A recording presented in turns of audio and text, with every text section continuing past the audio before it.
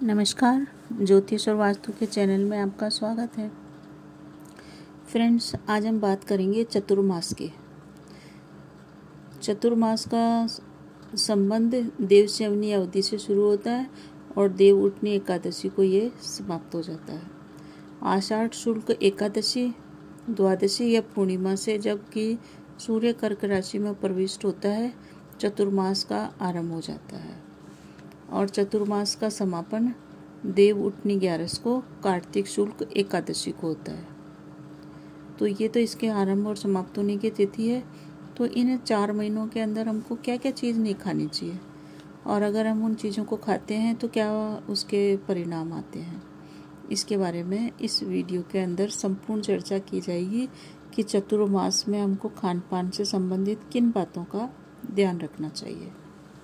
जो भी लोग चतुर्मास में व्रत करने जा रहे हैं या पूजा पाठ भी करने जा रहे हैं, इससे चतुर्मास के अंदर भगवान विष्णु की पूजा बहुत ही कारगर बताई गई है और भगवान विष्णु और श्री कृष्ण की पूजा को इसमें बहुत ही महत्व दिया गया है।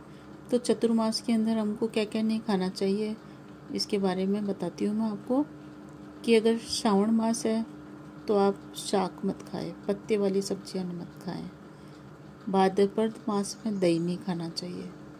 अश्विन मास में दूध नहीं पीना चाहिए दोपहर में। और कार्तिक मास में दाल को ग्रहण नहीं करना चाहिए। ये तो महीनों के हिसाब से है। इसके अलावा चतुर्मास में हमको मांस और मधु यानी शहद का सेवन भी नहीं करना चाहिए। मधु और इनका सेवन करने से रोग की उत्पत्ति हो जाती है। इस महीने के अंदर, ये 4 महीने हैं, इनके अंदर हमको गुड़ का सेवन भी कम से कम करना चाहिए।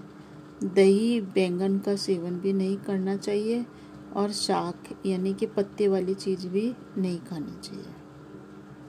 इन खाद्य पदार्थों को हमको त्याग कर देना चाहिए अगर हम चतुर्मास में व्रत करने जा रहे हैं।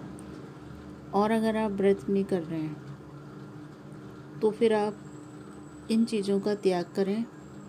उनमें पहला है कि गुड़ का त्याग हमको चतुर्मास में कर देना चाहिए, क्योंकि इसका त्याग करने से हमारे आवास के दोष नहीं होते हैं।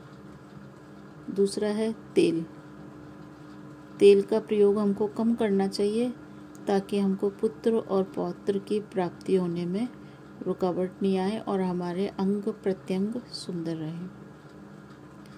तीसरा है कड़वा तेल यानी कि सरसों का तेल, इसका त्याग कर देना चाहिए। अगर आप इसका यूज़ करते हैं तो शत्रु की वृद्धि करेंगे और अगर आप इसका त्याग कर देंगे तो शत्रुओं का नाश होगा।